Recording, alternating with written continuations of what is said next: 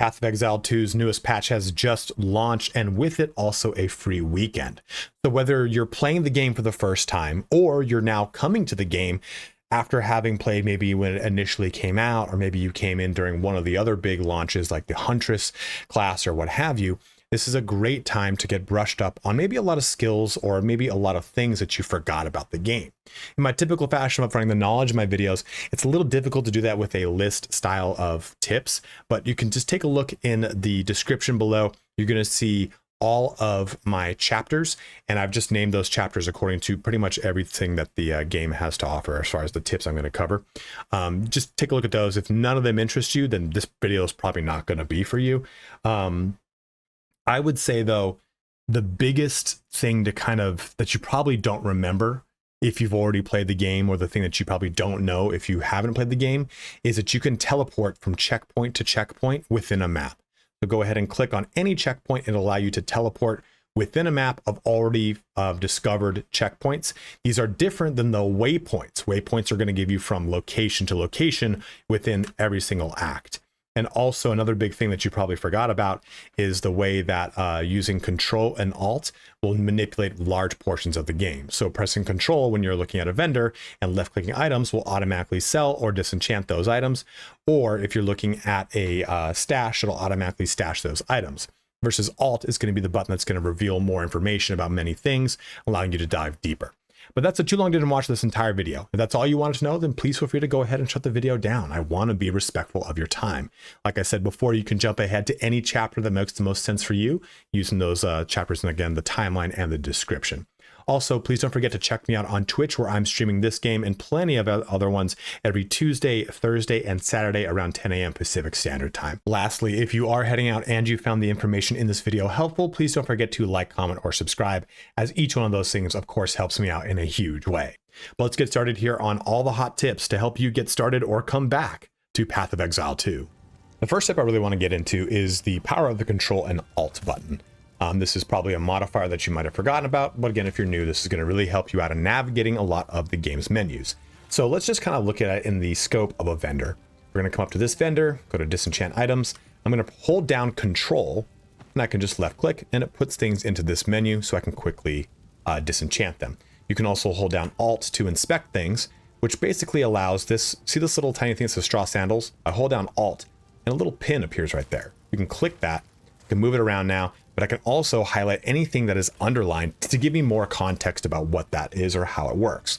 So this gives me the chance to get more information using the Alt button. That was Alt for inspect. You can use Shift for compare. So those three are big modifiers, Shift, Control, and Alt. Let's go ahead and accept that. We can also go over here to this vendor, and we can press Control, left click, and we sell that away. Now there's another way to use Alt, and that's to use your stash. So I can go ahead and press the Alt button and just right click, Control, left click, Control, left click, immediately puts it into things. So Control is basically how you're going to move stuff. Alt is how you're going to get more information. So Control, left click pops things in and out of your stash. But let's take this a little bit further. I'm going to go ahead and take a look at this uncut skill gem. And I'm going to look over here at Volcano. Now I'm going to hold down the Alt button, because remember, Alt's going to give us more information, right? That allows me to press this, and now I can see all the information on this skill. Conversely too, if you want, you can select this skill, and you can see, if I now hold down Alt, I get this. Selecting the skill gives me a breakdown of how the skill works. You can hear there's a narration in the background. He gives you more information on how that skill works. You can press this too, the same thing. But a lot of information is hidden to you by simply just pressing the Alt key to find more and more. So I'm going to actually unselect that really quick and go back to this screen. And we can also kind of look through these and hold down Alt and just get more and more information. So that's a really great way that you can use this. There's another way too, is if you jump here into your skill panel and you take a look at these, at the deep freeze here, when you're looking at this, if you have it over here, you can hold down Alt and you can see all the supportable skills. So Alt, Control, Shift are going to help you a ton in navigating all the many menus in this game. Now, on that note of navigating menus quickly, what you should also know with the Control and Alt button as it pertains to your stash are these. I'm going to press this Stash Options button. You're going to see Enable Tab Affinities and Affinity Auto Navigation. So what this means is you can take any item, let's just say this orb of transmutation, which is a currency, and I have a special tab for that currency right here. If I'm on the general tab, as we've selected, I'm going to press Control and I'm going to press left click. And it's automatically going to jump it to the proper tab. That is what tab affinity means. This little icon here means that it has some kind of affinity. That's this icon right like that. This affinity allows me to move items in and out of stashes very quickly and easily. So let's take all these items right here. I'm going to hold down Control. So these are currency items and these are skill orbs, right? So they should go to the currency and then the gem section. So let's do this. Control, Control, Control. You can see it's popping to the different tabs as we press Control and shooting them all around as I kind of put them in and out of my stash. This allows you to navigate your stash a lot quicker. You can just dump everything in. It sorts itself to the places that it needs to be, unless it's something like this, which of course that's not going to go into this tab, right? We have to go back to general. This has got to go into a general tab. So make sure you use that control button and your affinities to navigate through that. And you can bypass that by pressing Control, Shift, and then left click to have it just force itself into the tab you're looking at rather than going to the tab that you've set the affinity for. Amongst plenty of other things that you're going to find in the game are also points of interest. If I go ahead and press the M button for map, I can go ahead and hover over here. We're at Clearfill, very beginning of the game. We'll hold down Alt though, we can see that there are points of interest. Sometimes that'll be chests in these locations, that'll be bosses in these locations. In this case, we can see that I have killed the boss Bira of the Rotten Pack, but I have not found the chest of the mysterious campsite. Now, I've played through the games plenty of times, so I know where this is, but if you're just starting out, or maybe you forgot about that this is a mechanic, you'll see that these little things are around here on the actual map. But just holding down the Alt on that specific location will help you pinpoint where they are. Then you can go up to this. I know that this is the mysterious campsite. It says right there up there in the map. We click that, and boom, there we go. We get our reward from it, whatever it is.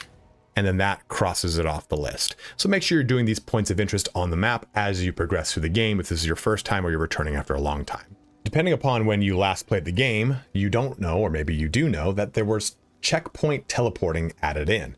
So if we're taking a look at the map, we can teleport to and from the encampment, to and from all the locations on the map, as long as they have this kind of big dial. But once we get to those locations, there's going to be plenty of checkpoints across the map. As you can see here, we've got one right here, one right here. Well, all you need to do is run up to a checkpoint, click on it, and you can teleport to any of those checkpoints on the map. This was added in shortly after release, but it is a huge quality of life improvement that was made. And if you didn't remember it, it is still there, and it is crucial to navigating the map quickly. So I've already gone down through the mud burrow. I jump back in here to knock this location out. We need to go to Grellwood. There we go. I don't need to run my ass all the way over there. There are tons of skills in Path of Exile 2. And when you first start off, you're going to be in line with one set of skills. So this, for example, is the Druid. So I have all the primal skills pretty much opened up to me because that's pretty much how my character is built. Now, there are plenty of other skills, though, if I just click any one of these, right? Oh, not that one, because that's not in the game yet. But you can see there's plenty of things here. Like Mace, for example, this is all from the Warrior, like Earthquake or Infernal Warcry, anything like that. Now, how do you get access to these? Well, let's show you. So first, we're going to go ahead and just use an uncut skill gem, and we're going to hover over Earthquake. Now, it says on the left over there, it says warning, 14 strength required. We currently have 11, and incorrect weapon type. So let's fix both of those. First off, we'll take a look over here at requires one-hand or two-handed mace, and requires level 6 with 14 strength. So I have a two-handed mace in my backpack. We'll equip this. We'll go to our passive tree, and I'm just going to allocate one of these to strength just for this video. But that's how you would just get some quick strengths if you actually need it. That means when we come over here to our skills, we're at 16 strength. So we come back over to this, right-click on that. We go over to Mace, and now we can access all of the Warrior Mace skills. So a lot of people that are going to be playing Druid have talked about wanting to go into Bow, or a lot of people that have playing Ranger have talked about wanting to go into Primal and pull a bunch of really awesome things from Pounce, which is going to give them wolf minions, all sorts of fun stuff. But again, maybe you're playing a Druid and you want to pull some of the totem stuff in here from the Mace skills. There's plenty of ways that you can bleed a lot of skills from other characters. You just A, need to have the actual weapon that corresponds to that skill, and B, you need the actual stats that are required for that skill. You've just unlocked some skills. You finally got your first support gem. Let's go ahead and right click this, and it brings up our support gem per each individual skill that we currently have socketed. Now, you can add more of these little sockets in through time. There's all sorts of stuff like that. But what I want to talk about here is how you can really modify these support gems to be more than what the game originally shows you. So if you take a look at this screen, you'll see that we have just 3 at the top. Well, I'm going to go ahead and press this right here. It says show recommended gems. Boom. This all expands out to every single support gem that this specific skill can use. So if you can see here that says armor explosion, armor demolish, or ambush brutality, let's just click to lightning bolt. The top of that still has armor demolisher, still has ambush, still has brutality, but now we have arcane surge instead. So there are some support skills that are not going to be socketable for all of your active skills. And you can see them very easily by, again, hold down Alt. You don't even need to hold it down, but just so I don't move my cursor. If I hold down Alt, I can look at this right here. So there's a check mark by Entangle and Lightning Bolt and Volcano. So Arcane Surge will work for all of those. Demolisher, on the other hand, works for all of my current supportable or active skills. So this is something that all of the veterans will definitely know, but maybe you're coming back to the game and forgot that the show recommended gems thing is a thing, and it definitely helps you out. And I do think that they tweaked the show recommended gems to be a lot better. A lot of the recommended gems used to not really be great, but the recommended gems here now are a lot more, I would say they're a lot more in line with things that really buff this skill more than they have before. So if you want to keep it on the rails, you don't want to think too much about it, just want to play a little bit, just choose one of the recommended ones. But really, honestly, these aren't as scary as it is, because really what you need to do to really master this. Okay, let's look at this. This is lightning bolt. Underlined is shocking and lightning damage. Well, let's just type into here. Lightning. Okay, well, here's all of the lightning based support gems. Or shock. Here's all the shock based support gems. So it's pretty easy to find a way to get a basic idea of support gems that work, but there are other things that are going to fall into this that are not underlined. Like, okay, this is an AoE skill. So let's type in area. Well, these will all apply to area AoE skills, as that little AoE right here would tell you. So a lot of really great layers here to the supported skills section, but I want to make sure that you have all the information you need to get the support gems that you want. Now, as you're going through your first foray or your return to the game, whatever it is, don't forget that your vendors, just simply buying and selling from them, depending on what kind of class you are actually going to have some pretty good items. Now, with the way the new league mechanic works of adding the temples to the game, you have plenty of ways to modify magic items or turn magic items into rare items without costing you any of your precious orbs. So something like this right here, if I was a ranger, maybe this makes a lot of sense. And with the quality of life improvement of now being able just to see at a glance if there are any rare items in this stash is pretty awesome. All you have to do to reset this is just leave town and come back in. But you can see here, like, okay, this is right here. Okay, that doesn't really work for me. Nothing in here, right? Like, these are all blue items, but plenty of yellow items in here. So any rare items that might fit my build or maybe fit the kind of character I'm playing with, it's very easy just to kind of jump through these and take a look at them on the fly. Now, this is for mainly more of the martial characters. You can go over to any of the other characters that would otherwise disenchant. They'll have a lot of your casting based stuff here that you can see through your scepters and your focuses, wands as well over in this section. So any of the vendors that have these things accessible to them, definitely make sure that you take advantage of them and look at this, because it can help give you just a little bit of a bump in the beginning to get yourself into some rare items quickly. Like, again, I'm not a specific character that can use this, but maybe this is something that's particularly good. And in the purview of that same exact thing, typing any kind of keyword here to help you out with the items you're looking for can help narrow things down. So I type in minion here. All right, nothing for minion, but you know what? Let's just type in instead like REGE for like regen. Okay, this has got life regen on it. These have regen of some sort on them. I just typed in regen, right? REGE. So this could be life or mana, whatever it is. So if you're hunting for specific thing, like maybe physical percentage in here, well, that's all gonna be physical damage. But let's say, okay, increased physical damage. Well, that's all on these ones that are highlighted, right? So you've got that capability to really kind of narrow this down to whatever you want by highlighting the ones that you do need from these vendors. Now, another big portion of this game is monster resistance. I'm going to do this kind of low tech here. So at the top of the screen, we're going to see the resistance and the name and the health and everything of a monster. And up here, we're going to see these little symbols. These symbols denote the resistance or vulnerability of a monster. So if I kind of wheel this back a little bit, we should see one who's got a vulnerability to fire. Oh, just passed right by it. So what we want to take a look at here is this little red symbol for fire. That means that this creature is vulnerable to fire, meaning they will take more damage. Red denotes more damage. Now, these silver icons are going to tell us that this thing is then moderately resistant to whatever that is. So in this case, it is going to be moderately resistant to cold damage. So I'm going to need to navigate my skills, which you can see do plenty of cold damage, to realize that it's going to take a good chunk away from that cold damage potential. Now, there's one other symbol type and also a different symbol, kind of like symbol I want to talk about. This is one right here. So Dark Slash has the gold symbol. That gold symbol denotes that something is damn near immune to whatever that symbol denotes, right? So in this case, this is a suit of armor, but we'll talk about that in a second.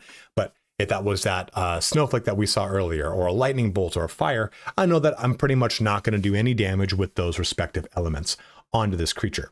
Now, in this case, though, this is telling us that Dark Slash has really high armor. So I'm going to need to either bypass that armor entirely by doing elemental damage, or just doing as much elemental damage as I can, or use some mechanic like break armor to reduce that resistance. Break armor and penetration and exposure are all mechanics that will break resistances on creatures. And those are going to be respective to individual characters, builds, skills, what have you. So you just go ahead and, like, all elements have some way to generate exposure, and exposure is a way to bypass that resistance. And for armor, it's just called break armor. So resistance is one of those things that you don't really look at in the very beginning of playing the game. And I think it's one of those things that you don't really realize is so important. But once you realize how to really deal with it, all the times that you get snagged up in the game across maybe act bosses or what have you, really start to clear up. Now, we already talked about merchants. Let's also talk about the marketplace. Now, if you played in the very beginning of the game, you know that the marketplace was its own website. Well, now it's actually integrated into the game. Let's press these three hashes right here. We can see the market panel, or just press the slash button, and that's going to bring this up. I'm going to go ahead and clear these filters for now and close that so we can show you how to do this on your own. So right up here, we're going to click instant buyout. I'm just going to click this to any. It might be a little buggy right now because the league just started, but this allows me to show this to you properly. And for item category, you would select whatever item you want. I'm just going to click any weapon, and I'm going to put a max level of, like, let's just say 15, and I'm going to press search. So now I've got all of these items I can buy. Move that. All these items I can buy from this list. I would go ahead and contact the seller. Now, this is the very beginning of the league, so this is going to change. All these prices are going to change. All sorts of stuff is going to change with this. Of course, the way this interacts is going to be different too when you get your vendor and your hideout and everything like that. All your vendor tabs accessible and whatnot. So a lot of this will change, but it's how you would access this now. So you know, say, hey, I'm a ranger, I want to get a really good bow. Well, that's a pretty cool one right there. Or this one's a really cool one right here. And you can just sort these things as you see fit, you know, change the price on this. Calandra, Orb of Alchemy for level 2 skeletal warrior minion, you know, unidentified. So just you then would kind of drill down on this and say, okay, here are the filters that I want. I want specific damage on this, or maybe specifically trade filters, stat filters. We can add a stat filter, and I want, I'm going to type in minion here, and we can do explicit levels of minion skills, search. Okay, well, all these are going to have minion skills on. So you just kind of have some fun with this, click things around and figure out what works for you if you want to use the market, but it is there unless you're using, you know, self-found, whatever the hell, self-found, the one where you can't use a market. It just binds to you immediately, but this is the market that you can access. Now, one of the most important things when you're playing Path of Exile is your build. You have got plenty of passive points that you can invest across this massive passive tree. And we're going to go into this using a builder in just a little second here. But if you've invested any of your points, just remember that you can simply go to the hooded one and refund passives. And they do cost money to do so.